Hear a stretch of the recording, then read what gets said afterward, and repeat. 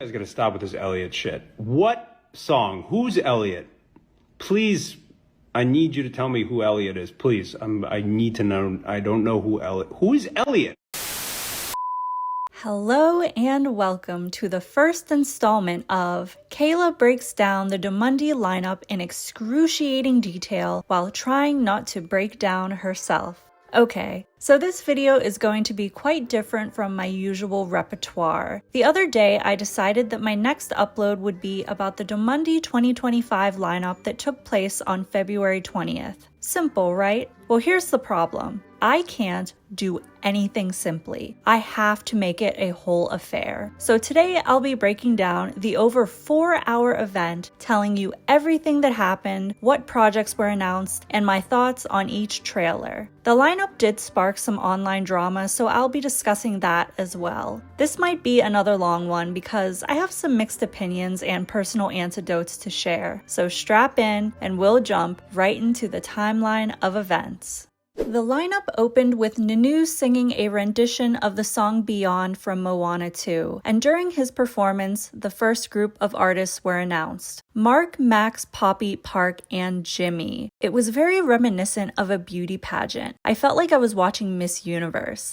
The song transitioned to I See the Light from Tangled, and Z joined Nunu for this portion. During their duet, Nat, Net, James, Tudor, and Yim were introduced. Once that performance ended, Tommy, Kang, and First One took the stage to sing Versace on the Floor by Bruno Mars. And I cannot be the only one who thought this was an awkward song choice for the occasion. Like, damn, if this is the vibe we're going for, then I should host my own lineup and sing Fat, Juicy, and Wet. I didn't know they were down with that. But this is when the final group of artists were introduced. Latte Namping Kong, Thomas Gems TT, Tun Kim Ohm, Poor Patji Uu, Save JJ Rujin, and Poong.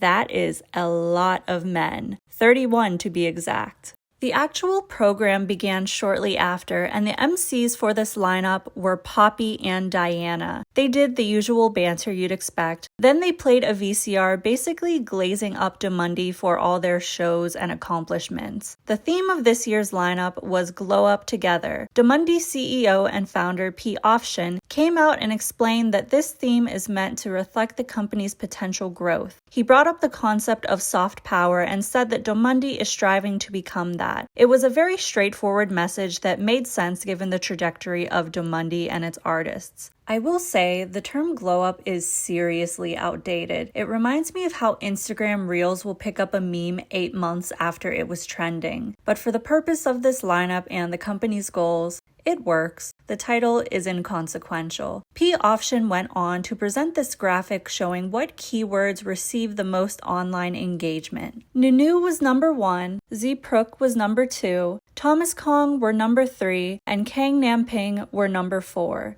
This ranking comes as no surprise to me. Z and Nunu have been the second most sought after BL pairing behind a Gemini and fourth for a while now. Thomas and Kong's popularity has skyrocketed since their series Your Sky began airing, and it seems like they're only going up from here. Now, Kang and Namping might be unexpected to some people, but the hype for their upcoming series Kemjira is truly insane, both in Thailand and internationally. Something about P. Offshin's presentation that I found super interesting was the erasure of Why Are You? My question is, why does DMD pretend like that series never existed? When P. Offshin spoke about the company's move into the BL industry, he didn't reference Why Are You as the BL that started it all. He referenced Cutie Pie. Am I wrong in thinking that Why Are You was a success? I remember everyone watching it. Granted, there were like 10 BLs at the time. P. Offshin also announced that there will be a DMD Land 3, another Z Nunu concert, a Nunu Asia tour in more than 4 countries, and a full-length Nunu album.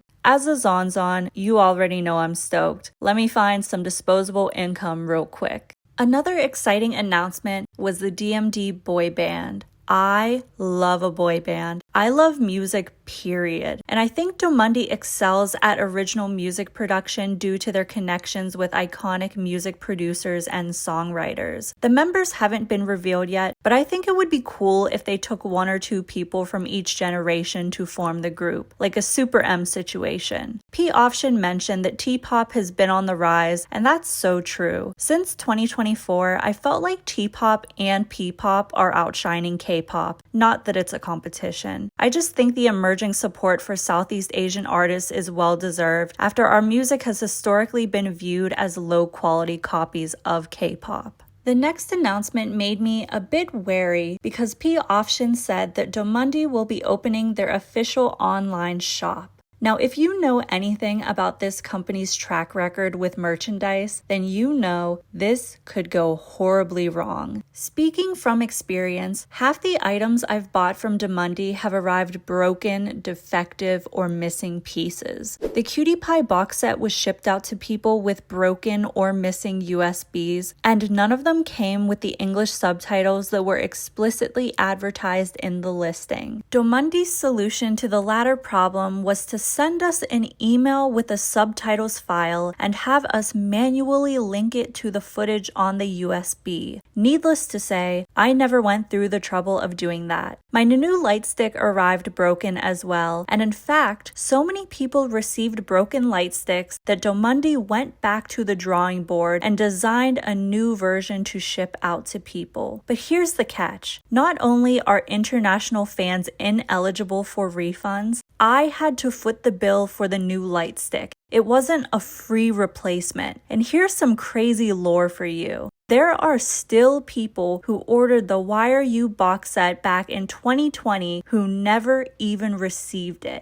Do you see why I'm concerned? For the fans' sake, I hope Domundi are expanding their resources and improving their assembly line because you want to support your favorite actors by purchasing their merch, but it gets to a point where we're just playing ourselves by continuing to feed into this. On a lighter note, the website will also include the artist's official schedules, special clips, and a membership system. I'm wondering if the membership will come with perks like pre-sale codes for concerts and events. If it's a paid monthly subscription, then it better be worth it. The last three things that P. Option announced before leaving the stage were the DMD movie, the DMD musical, and the official release schedule for 2025. Q1 will be a 3-episode special called Your Sky of Us, and this will be a spin-off of Thomas and Kong's series Your Sky. Q2 will be Z and Nanu's long-awaited series The Next Prince. Q3 will be Kang and Namping's highly anticipated series Chemjira, and Q4 will be Domundi's original zombie series Zomvivor.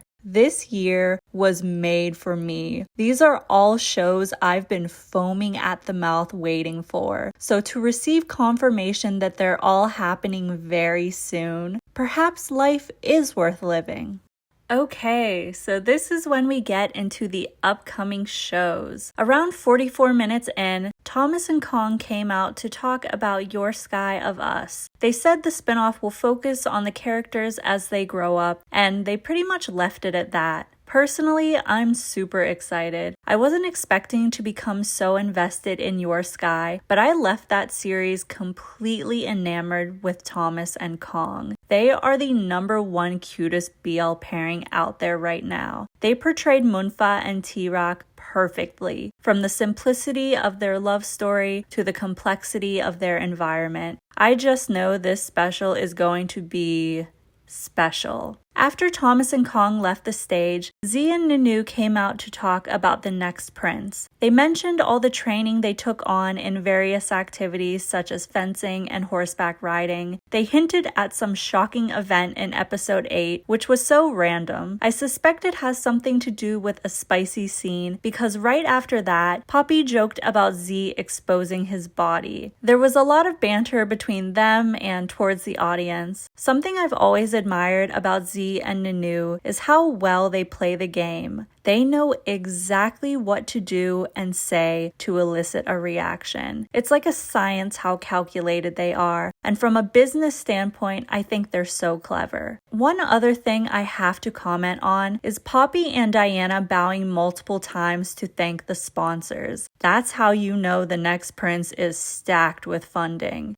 It goes without saying, this is my most anticipated series of life. You're so biased. Yup, sure am. Come April, I will not be apologizing for my insufferable behavior. I love the theme of royalty and the hierarchy that accompanies that lifestyle. And I love when the heirs go against tradition and fight to be with the person they're not supposed to be with. Young Royals is a good example of this. Now imagine Z and Nunu being dropped into that trope. I'm going to die. After Z and Nanu came Kang and Namping to talk about Kemjira. Kang said the scale of the series is like that of a movie. Namping said the series is going to serve, give, and slay. Those were his exact words. He also gave a shout out to the international fans in English, which was so adorable and much appreciated. Kemjira is my second most anticipated series of 2025. If you know me, you know I live and breathe horror, and Thailand is known for producing horror movies that are genuinely scary. A supernatural theme hates to see me coming, whether it's ghosts, monsters, mythology, or folklore. It seems like this series will include a bit of everything. Namping actually starred in the horror movie After Sundown with Z and Nanu, and ever since then, I've been platonically in love with him. And when I saw him and Kang in person last year, that love doubled to include both of them. I am so ready for everyone to witness the power of Kang Namping. Not surprisingly, Kang referred to Kemjira as the masterpiece of the year. I'm inclined to believe him, but I suppose we'll see. Once Kang and Namping finished up, they played a teaser for Zombievor and some of the cast came on stage. Specifically, it was Tommy, Janice, Prao, and Dream who joined the talk. They revealed that Domundi invested 50 million baht into this series, which is just wild. Tommy also said the pilot trailer will be released soon. There was a brief exchange between Poppy and Diana where they mentioned the crossover between BL and horror, so I suppose there will be some queer element to Zombievor. Let's pray they don't pull a Long Kong and kill off the gay characters right away. The ensemble cast for this series is huge, so I'm interested to see how they split the screen time between the characters and whose stories they'll place more of an emphasis on. In true undead fashion, I could die from excitement. I am not kidding when I say that zombies are my special interest. I consume every piece of zombie media that springs into existence, so I was going to tune into this series regardless. When it comes to Zombievor, I'm not in it for the production company, I'm not even in it for the actors, I'm in it for the genuine love of the genre. This concept does call for a certain caliber of world building, so I will be devastated if the writing doesn't live up to that 50 million baht budget. I don't want to see a single plot hole. Now this is where it gets interesting because we're finally into the portion of the lineup where all the pilot trailers were revealed. The first one up was Love Upon a Time. This was a big moment for both Net and JJ. There's been so much negativity associated with this series due to some fans' responses to the Net-James split. James is still receiving hate for breaking up his ship, and JJ is still receiving hate for replacing him. So I think hearing the audience cheer for them was a good morale boost. I was so relieved to see people supporting them despite the circumstances. That being said, I have mixed feelings about this trailer. It's impossible to not compare it to the previous one, and I'm not talking about who's in it. It's the drastic change in tone that really threw me off. This trailer was far more comedic than I expected. Love Upon a Time is a relatively serious story about this boy who's transported back in time, and people are trying to kill him because they think he's this seedy imposter. Maybe I'm misinterpreting the story, but I was just surprised to see so much comedy in a trailer with this premise. I'm sure we will get our fair share of drama and angst, so I won't be too judgmental until I see the final product. It's all in the execution, especially when it comes to these historical BLs with supernatural elements. I'm excited to see what JJ has to offer in terms of acting, and I'm also excited to see Net in traditional clothing. Once the trailer ended, Net, JJ, Latte, and Kim came on stage, and the live subtitles unfortunately stopped on this part, so I can't tell you with certainty what they said, other than the typical, "We worked hard, support the series" speech. There were no full translations on Twitter either. The next pilot trailer was Your Third with Max and Nat. This series is about a boy who works at a company and his boss assigns him with the task of locating his younger brother and bringing him back home. He promises to make him Employee of the Year if his mission is successful. I was pleasantly surprised by this trailer. I really liked the warm, easygoing vibe. It seems like a series that will focus on healing, life lessons, and smut, because it's DMD. If Naughty Babe was any indication, Max and Nat excel at comedy. They're always playing characters who are headstrong, and they butt heads because of that. I'm very curious to learn more about their characters' backstories and how they navigate this strictly business relationship that becomes more than either of them were prepared for. There's a lot of room for character development, funny scenarios, and heartfelt moments. I see the potential, and I think I'm going to tune in.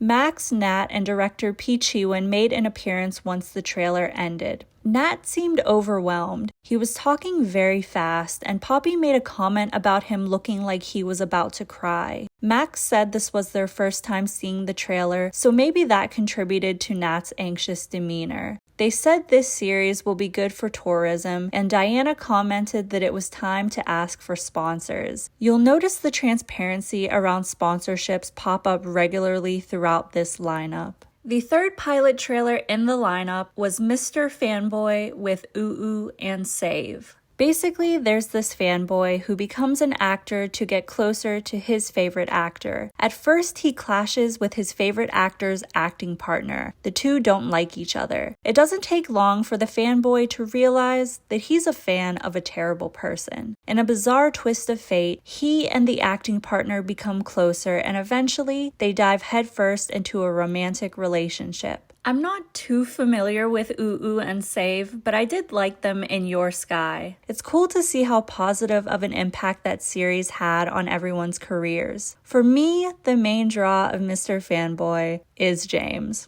I'm a James warrior, I can't deny that. I love the idea of him playing a villain because that's what people want him to be in real life. There's something very empowering about playing into this person that people think you are. It's so diva of him. I also love any series that dramatizes the entertainment industry because there's so much messiness that comes with it. A fanboy falling in love with his favorite actor's acting partner is something we haven't seen before. At least I don't think so. It's very War of Why coded. The love-hate triangle happening between these characters is going to be so fun and so frustrating to watch, and I fear I have to watch. e-lhee, Save, James, Rugen, Patji, Judy, and director P-Kla came out after the trailer. e-lhee and Save said they're thankful to receive these roles. James said that he immediately accepted the role when he heard that e-lhee and Save would be part of the project. The audience cheered so loud for Rugen. This is his first non-extra role. Patji said he's playing a secret character. Judy joked that they're basically playing a fictional version of P-Option. And Save spoke directly to prospective sponsors and told them that they'll include their products in the series. Again, I appreciate their transparency with sponsorships.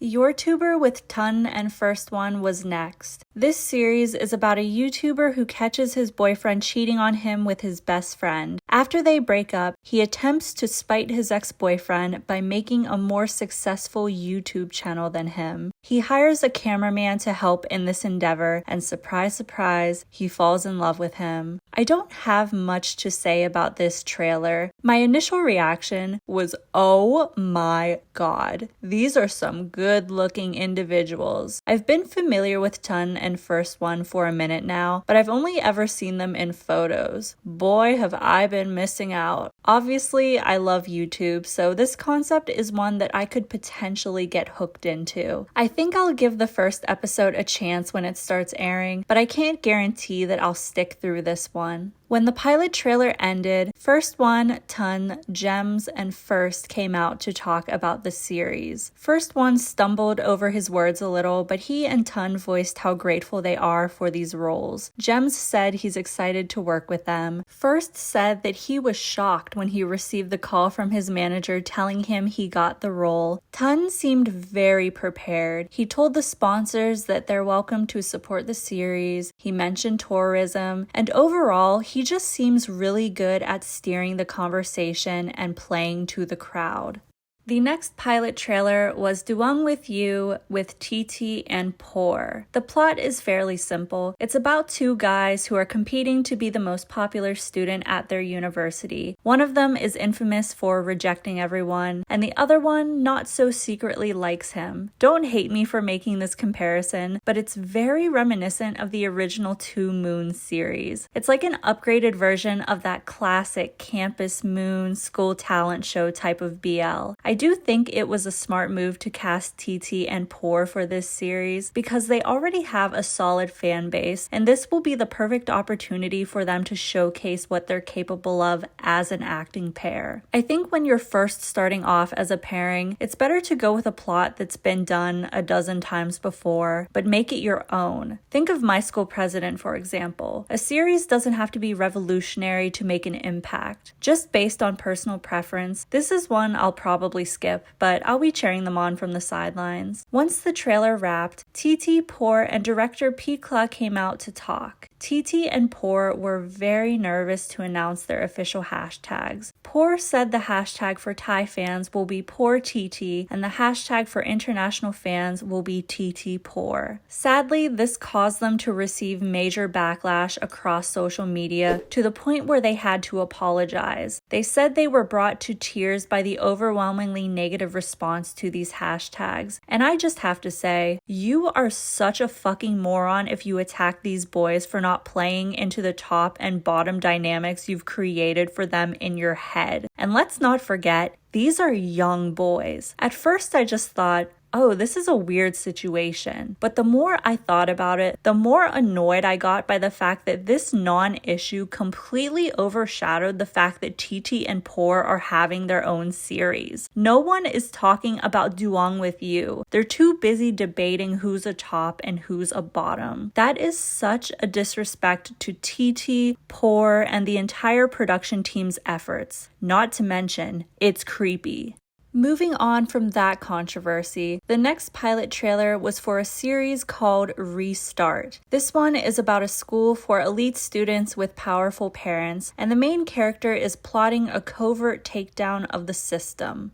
I think. I was a bit confused by the trailer, but I think it was designed that way because there is a mystery element to the main character's storyline. I feel like everyone was talking about this trailer, specifically the unexpected crossover between Poppy and Top Tap. And by crossover, I mean they were getting intimate. My man Kim Goodburn is also in this series, which is super exciting because I've been wanting to see him act more. It seems like damn near half of DMD are in this series, so it'll be interesting to see them interacting with each other and pushing the boundaries of their ships. Tommy as a main character is so justified. He has some untapped potential that hasn't been nurtured since the days of Why Are You, so I'm just really happy for him and I can't wait to see how he's improved. It seems like Restart will be tackling societal issues regarding wealth, nepotism, poverty, school violence, all that kind of stuff. I hope they don't soften their approach to these issues either. I'm hoping for equal parts drama and commentary. This is a series I feel like I have to watch so I can participate in all the fun discussions that come up along the way. We love to analyze. Tommy Pim Poong, Kim Goodburn Tudor Yim, Max Namon Top Tap, Net JJ Kim, Park Mark, and Poppy all came out to talk about the series. It's Pim's first project with DMD, it's Poong's first series ever. Net is excited to play a red flag character. JJ said he feels hot because all the characters are trying to steal him. That was pretty much it.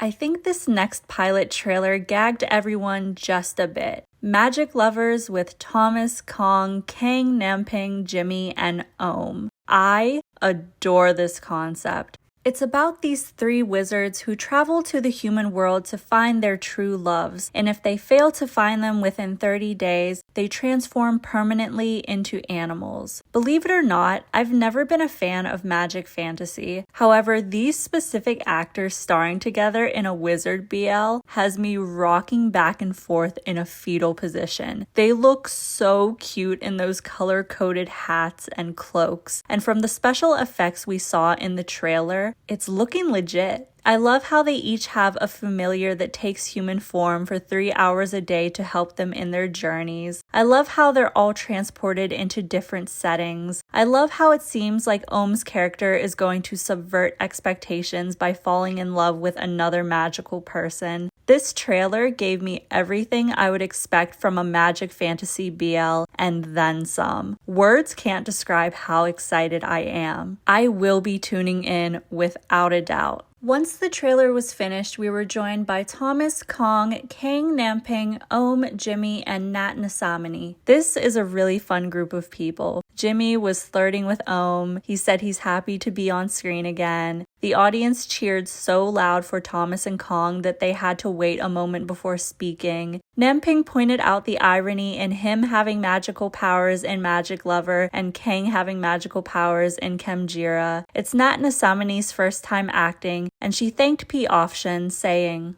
"Thank you for making this trans woman's dreams come true." So we do have trans representation in Magic Lovers as well. Finally, we've reached the end of the lineup. The last pilot trailer to be revealed was Hug e-Lee the Musical with Z and Nunu. This was the last thing I was expecting. We all know that Nunu is an exceptional singer, and he's quickly made a name for himself as a musical artist. However, even with this knowledge and the fact that Z has begun singing as well, I would have never thought to cast them in a musical. The story itself is so unserious. It's about this boy who helps his family run a food stall, and when his mother gets sick, he has to take over, which he doesn't want to do because his dream is to leave the village and become a singer. He's estranged from his father and his twin brother, who's actually a celebrity, and long story short, Z's character is sent to handle some unfinished business with the celebrity brother. The problem is, he ends up mistaking the poor unknown brother for the famous brother. He's not very bright. This case of mistaken identity results in a music-filled feud between restaurants. You already know Nunu is going to carry this series with his perfect pitch. I believe his singing style is inspired by Lukdang, which is Thai country music, and Molem, which is Isan folk music. It's a very unique mixture of modern and traditional tones, and I find it really impressive how Nunu can sing this way. I have to say, one of the things I'm most excited for with this series is getting to see a goofier side to Z. He was cracking me up in this trailer. His delivery of the lines, his body gags, his facial expressions. It was just so funny to see him portray this character. There is something I must confess. I don't think I would watch this series if it wasn't Z Nunu. I support a musical BL all day long, but would it catch my attention if I wasn't a Zanzan? I'm not sure. I think it also depends on the execution. Will the transitions into the musical numbers go smoothly, Will the choreography match the emotions of the lyrics? Because it's a musical, there are so many additional elements that you have to consider. Z, Nunu, Hannah, and director P. Osan came on stage to round out the marathon of trailers. If you're not familiar with Hannah, she is a member of a girl group named 4Eve, and this is her first time acting in a series. I swear Z is in his comedian era because he made this hilarious comment about him and Nunu going from royal to rural. For this series, Nunu had to practice speaking in an Isan dialect. P. Osan urged the sponsors to reach out to them, and he specifically said that they'll advertise Isan products like fish sauce. It was a very lighthearted way to end this portion of the lineup. If you haven't been keeping track, we are now 4 hours into this lineup. Don't worry, there isn't much left. So Poppy and Diana returned to the stage after Hug e-Lee the musical, and Diana explained that this final stretch of the lineup consists of shows that will be coming out in the future but don't have a tentative release date. The first novel-to-screen adaptation will be for Rakni Maidai Service, translated to This Love Can't Get Service. The second novel-to-screen adaptation will be for the Engineering Crazy in Love series, which consists of 4 separate stories. Good news for Tutoryum fans. One of these stories will have a live-action adaptation starring them as the leads. They don't know which one yet, but allegedly this is happening. The next announcement was Domundi's first GL series. There are no other details at this time, but a big win for the Sapphics nonetheless. One final adaptation was announced for the novel Unknown Lover, and this one will be starring Thomas and Kong. They are spoiling the Thomas Kong fans right now. Lastly, they announced a DMD sitcom, whatever that means. Overall, I left this year's lineup satisfied. There are several shows and projects that feel curated to me, and I've been waiting so long for the next Prince and Kemjira in particular, so I can't be mad. I know some people wanted more shows, more content with their favorite actors. I personally think 4 high-budget shows in 1 year is more than enough, especially with all the other music and sitcom-based projects sprinkled in between. As for the other half of that critique, I fully understand. Imagine you've been waiting patiently for your favorite actor or pairing to get their own series, and it either doesn't happen or the possibility is up in the air. I don't have to imagine, I've been there. Keep in mind, there are still some shows and projects that haven't been cast yet, and you just never know what could happen. I'm rooting for everyone who participated in this lineup, and I hope Dumundi follows through with everything. I do have a good feeling about the 2025 release schedule, but I assure you, I will be the first one to report on any mishaps, so make sure to subscribe. This video has been such an undertaking, so thank you for sticking with me until the end. I hope my timestamps help you to skim through the lineup so you can just watch the parts you want. Tell me which shows and projects you're most excited for in the comments. Was there something you were hoping for that didn't end up happening? Are you satisfied with the amount of shows, or do you think they could have done more? Let me know everything. Again, thank you to the moon and back for watching, and thank you to everyone who went and subscribed to Lovecast. We did in fact reach our subscriber goal. It's going to be a busy March for me, but I am taking suggestions for video topics if you guys have any. Anyway, I'm going to sleep now. I'll see you all in the next video. Bye!